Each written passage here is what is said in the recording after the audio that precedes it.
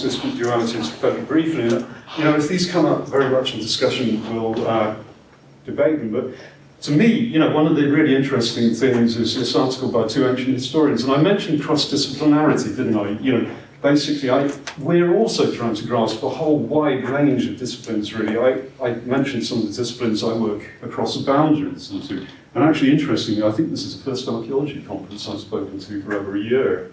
I tend to speak to conferences in different fields of study most of the time. Now, Mary Beard and John Henderson, you probably mostly know who Mary Beard is, they're two ancient historians, and they wrote this article largely about the Museum of London's place in 1999. They say, is Roman Britain, British or foreign, part of the seamless web of our island story, or an ignominious period of enemy occupation, the origins of European, in brackets, civilization on our shores, or an unpleasant artificial intrusion that actually managed to postpone British civilization for almost 1,000 years? And to me, you know, having been educated in England and having worked in Scotland and travelled extensively across the world, these things seem to be fairly fundamental to my society, to the way I was educated and to what I'm told I should believe. Now, archaeology has been challenging these things, and if you follow the sort of debate about Iron Age identities or the debates about Roman identities, you'll know what I'm talking about. Archaeologists have really been, for at least 20 years, challenging a lot of these concepts in England and America and also in Europe. But they still exist. And I think, you know, a lot of our research was based on the idea that we try and move beyond them. Other people have recognised them. I mean, before Mary Beard, I'm sure Mary Beard wasn't aware of this work, because Mary Beard very dismissive of archaeology on the whole. I'm not saying she'd be dismissive, particularly of Christian Christensen, but this thing also was fundamental to how I thought about this topic in the early 2000s. That Christian Christensen talks about the dichotomy between civilization and barbarity, and the idea that it's produced two dominant European myths of origin. So here we have the oppositions again, and I'm not being critical of what he said. I think these are fundamental. I think these dualities come through in historiography and also deeply in heritage, and also, obviously, they're linked to classical texts, okay? So they're intertwined, and they come through time. They change, they transform, but they're always there. Or perhaps not, they're not always there, because they're not necessarily there before the Renaissance for quite a long period of time. Or if they are, they're there in a rather different way. But that's historiography. We're dealing with heritage today. So the first image emphasizes the importance of cultural transmission from the so-called census of civilization in the origins of Europe. And it focuses on the barbarian destruction of classical Rome and the subsequent revitalization of classical civilization from that really important and fundamental period, the Renaissance onward. Now, we can't imagine that's continuity, you know, genealogically from the Renaissance to today, but I think he's quite right there. And Thomas Cole here, in this famous painting about Full Rome, is reflecting on these sort of ideas, and so a whole range of things we could quote here. In contrast, the second image stresses the indigenous nature of European origins and situated barbarism as the original source of uncorrupted freedom, providing a vital alternative to the despotism of the classical empire. So to me, this is written 3 years before Beard and Henderson, but it provides, you know, an equally useful concept to help think about what I call images of Rome. Now, images of Rome include all these classical concepts and also ideas about barbarian peoples or Iron Age peoples, because fundamentally our knowledge of all these things originally comes from the classical texts, as handed down through time. So we started filling around a bit with things like the English national curriculum. I mean, if you look at national curricula for schools, in Britain, and you could do this in Europe, I haven't tried, the English and the Welsh national curriculum are very different, and they portray very different concepts of what the Iron Age and Roman past might have been. But the English national curriculum, which was recreated in 2013, for the first time addressed prehistory. Up to 2013, there was no prehistory taught at English schools. The Romans were entirely dominant. Now, in 2013, we suddenly get Neolithic hunter-gatherers, funny concept that to read, Bronze Age religion, Iron Age forts, tribal kingdoms, farming, art and culture. But for the Roman Empire, look at the contrast here. We have Julius Caesar, you know, that person who's always been famous at school. I think some people in England see him as a sort of nominal English person. An ancestral English character. I'll come back to that at some stage. You know, real actors, we all have real actors in our countries. In Britain are almost entirely British in origin. And I think there's a sort of misconception in some people's mind about who the Romans were in relation to the modern English. But that's another topic, really. The Roman Empire by AD 42, you know, on the eve of Claudius's conquest, which we also cover in schools, including Hadrian's Wall Notice. British resistance, for example, Boudica, and Boudica, or Bodicea, she was formerly known, is still fundamental in our culture in Britain, especially in England, I think. Now, Romanisation of Britain, sites such as Caerwent, which interestingly is in Wales, and the impact of technology, culture and belief, including Christianity. So Christianity has to come in there, although we think it wasn't very widespread in Roman Britain, as far as we can see from archaeology. Now, I suppose one knee-jerk reaction, I don't want to do this today, honestly, people get bored with me talking about it anyway, is to just react to that term, Romanisation. But if you know any of the work that Jane Webster, David Mattingly, myself, and a range of other people have done, you know what I'm talking about. So I'm being a bit critical here in a way, but I think it's fundamentally important we look at these sort of things. And the British Broadcasting Corporation have a lot of material to support teaching. You know, this is a positive thing. I'm not really trying to be snide here.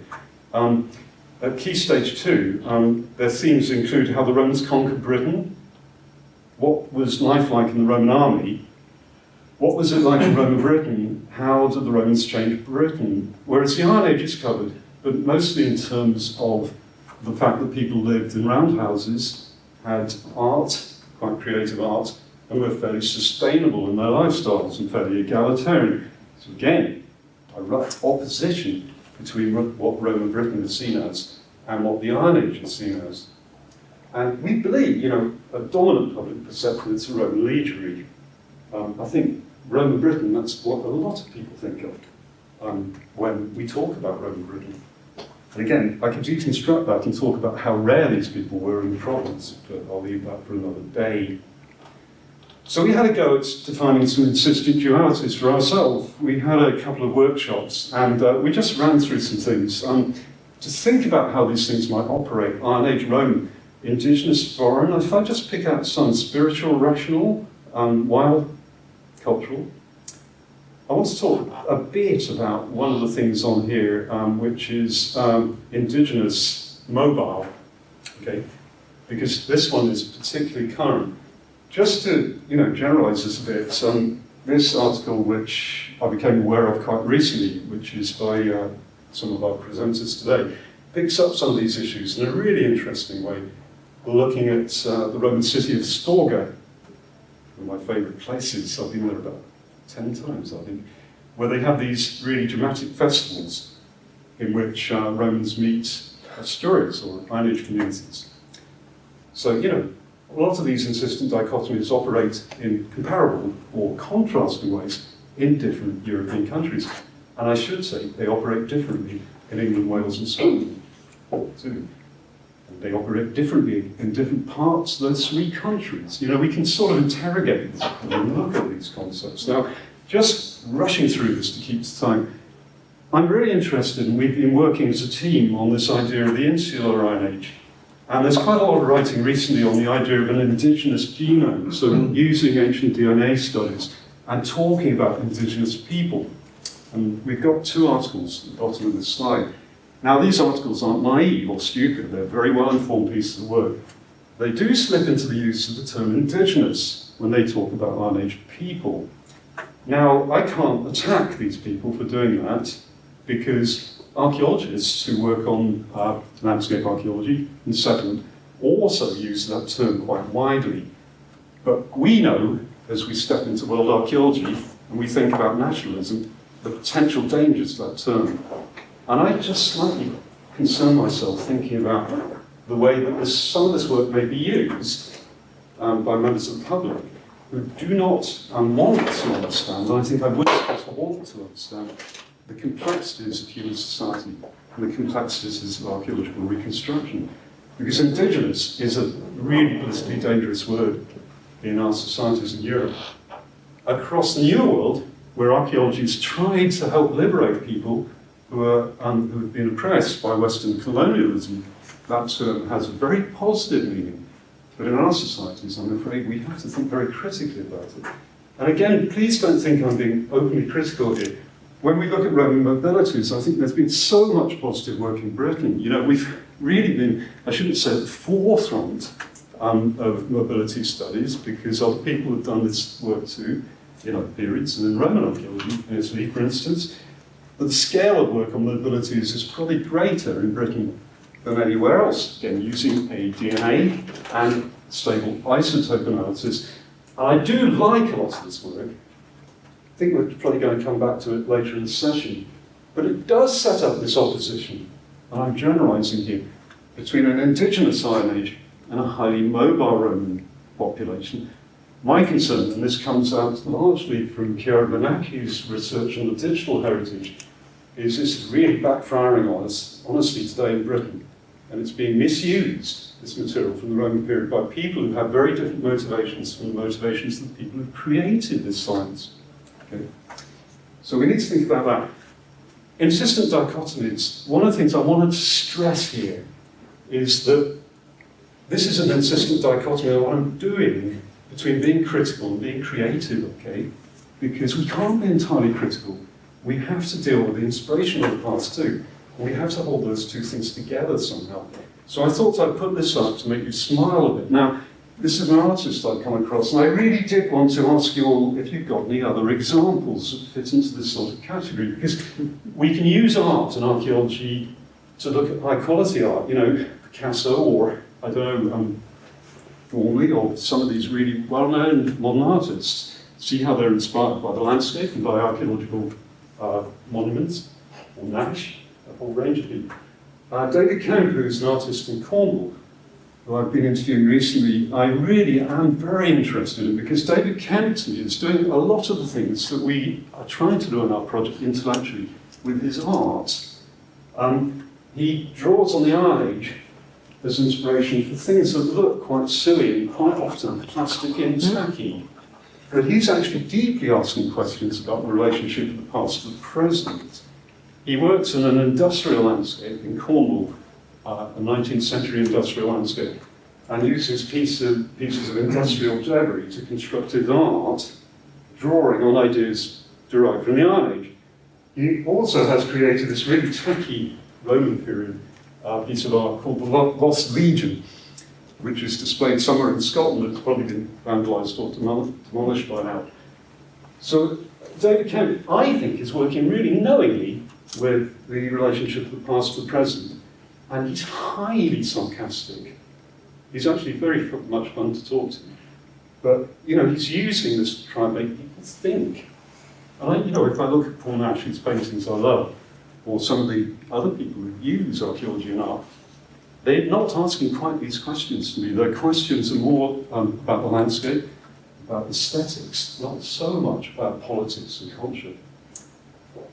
And there he is, in the bottom left.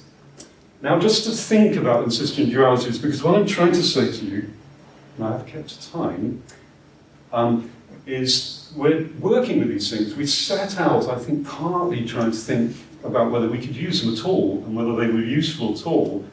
I think as we work through them, we've come to the conclusion so far that we can't avoid them because they're there. And also, as well as interrogating the past, we're trying to learn from how people use it. So, you know, if people do believe in these things, and I suppose part of our motivation really is to try and discover how deeply people might use these things of believing. We can't ignore them. But perhaps they're quite useful if we think about them in constructive terms in a way. Now, a lot of the stuff that comes through from Iron Age heritage, to me, seems to be very resistant. Okay? So on the whole, Iron Age heritage, I think, I'm grossly generalizing, is about resistance. Roman heritage quite often is about accommodation or critiquing accommodation. So, you know, people who draw on diaspora and mobility to make a critical comment about the European Union and modern society are thinking about accommodation and assimilation negatively. Resistance is more difficult to use negatively, I think. You're resistant or you're not, but ambiguity, you know, this is fundamentally important. I do like Mary Beard's writings generally. I'm not a great follower of hers, and she's very critical of me in reviews, I should say, usually.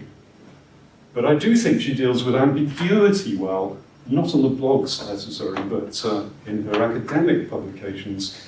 It's the ambiguity, perhaps, of these insistent dualities, which I think may make them quite useful to us, and I don't think we can avoid them. Now, we didn't set out in our project to replace them. I don't think we could do that. We really set out, from my point of view, to sort of interrogate them and see how useful they are, in what contexts they exist, how people draw on them, and to look at how they're reproduced both digitally and through ethnography. And that's me finished. So basically, I hope that might give some structure to certainly the 3 papers from our project, and also perhaps if some of the other speakers want to reflect on it, we can perhaps come back to it in discussion too.